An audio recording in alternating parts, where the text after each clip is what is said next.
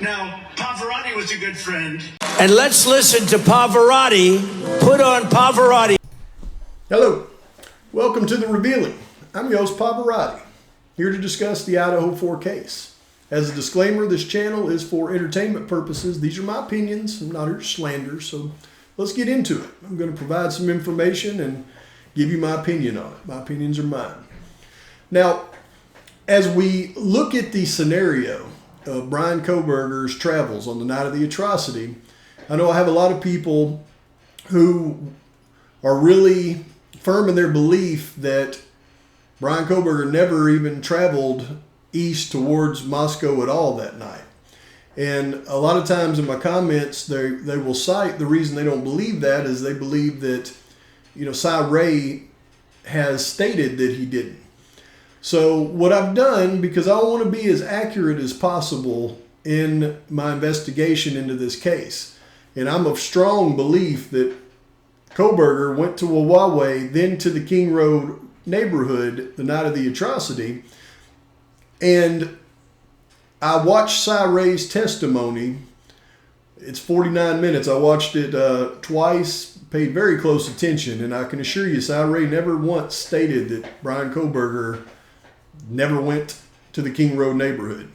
He never even stated really that he went to Wawawe Park, but we know in the alibi, the response for the alibi, that they did say that he went to Wawawe Park, and it could be partially corroborated by Cy Ray's testimony.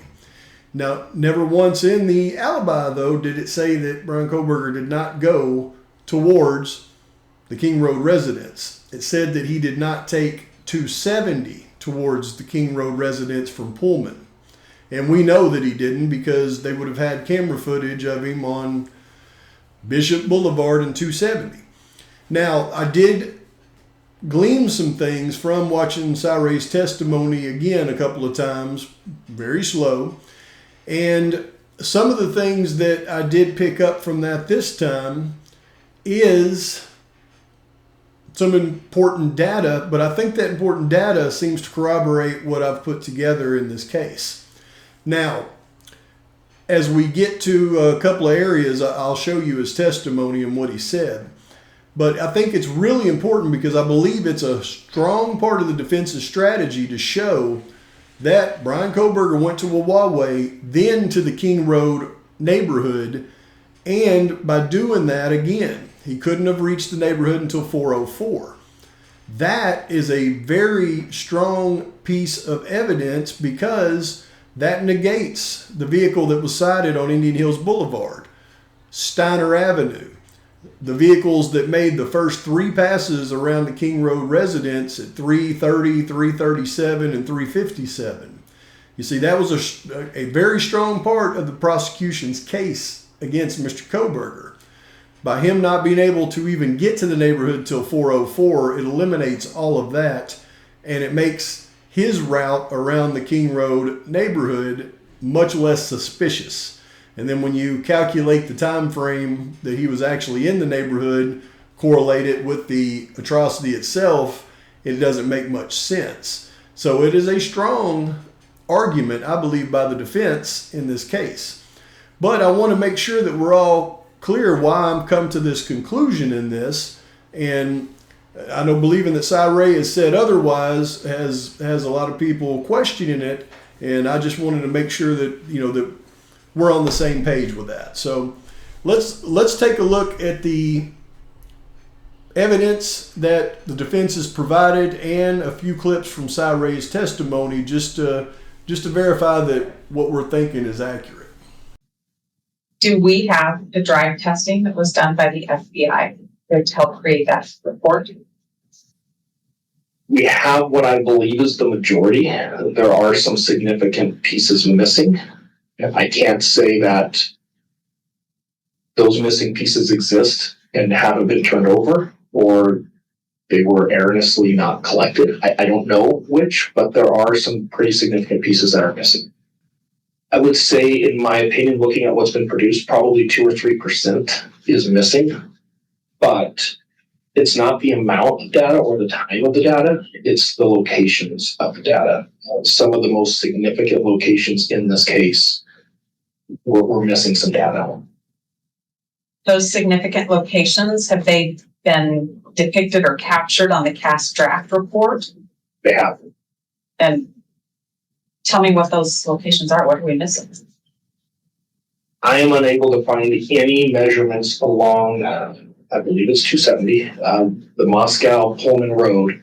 If you drove the most direct route from Pullman to Moscow or vice versa, pretty much as soon as you're leaving Pullman to the time that you arrive in Moscow, we are missing that entire stretch. And if there's ever been a case that we need to look at, what does it look like when a phone travels from Pullman to Moscow? This is probably the case.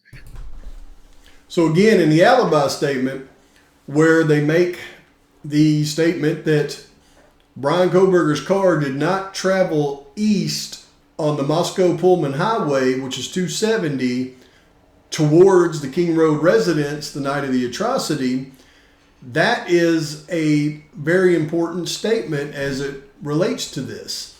And as you can see, Ray was testifying that with all the drive test data that they had zero drive test data regarding that road, Moscow-Pullman Highway, which, as he stated, was a very important road as it relates to this case. And to be able to prove that Kohberger did not travel on that road, drive test data would be needed. And then we also know that it says that's not his vehicle on Floyd's cannabis shop camera.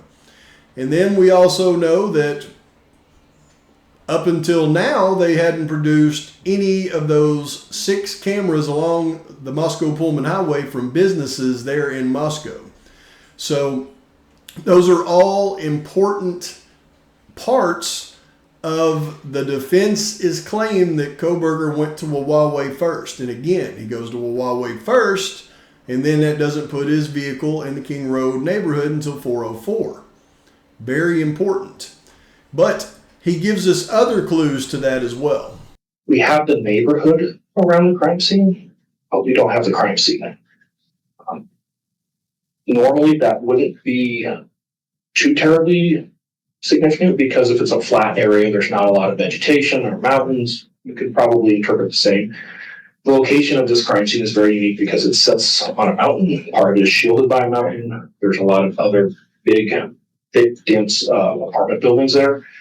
Your phone is going to behave differently inside of that residence than it might on the road behind the residence or in front of the residence. I can't find any drive test data that actually encapsulates any part of the property. So we got to start thinking, folks, if the drive test data does not encompass any part of the property, but it does encompass the neighborhood and the surrounding areas, well, then that's got to tell us something. We have to put our thinking caps on.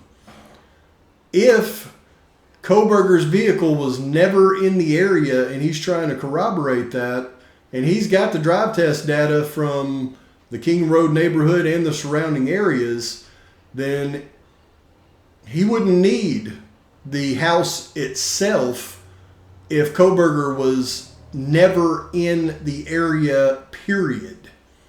He wants the house itself because it generates different data. He's trying to show that he never entered the King Road residence. But if he was never in Moscow at all, then he would have enough data with the neighborhood and the surrounding areas to be able to prove that.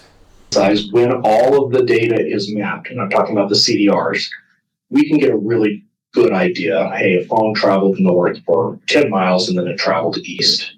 Everything that is missing is absolutely in the benefit of the defense right now.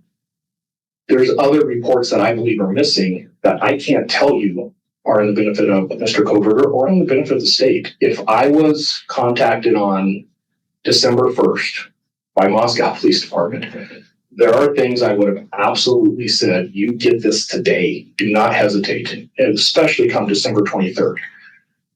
Not because of who it's helpful for, but because those documents are the only things we're going to get that's going to be able to allow us to interpret what it really means. when we don't get those documents and we piecemeal things, it creates this narrative that is very harmful for the defense's case. As I've got more documents, I'm finding it's not harmful for the defense's case. There's a lot of misstatements that have been made. So yes, to your question, to date, it is very helpful for Mr. Kohberger. See, folks, contrary to what some people out there say, not only would I not put up documentation that is intentionally misleading, I want to be as accurate as humanly possible with everything that I present so that we are all looking in the right direction for the right information and coming to the proper conclusions in this case.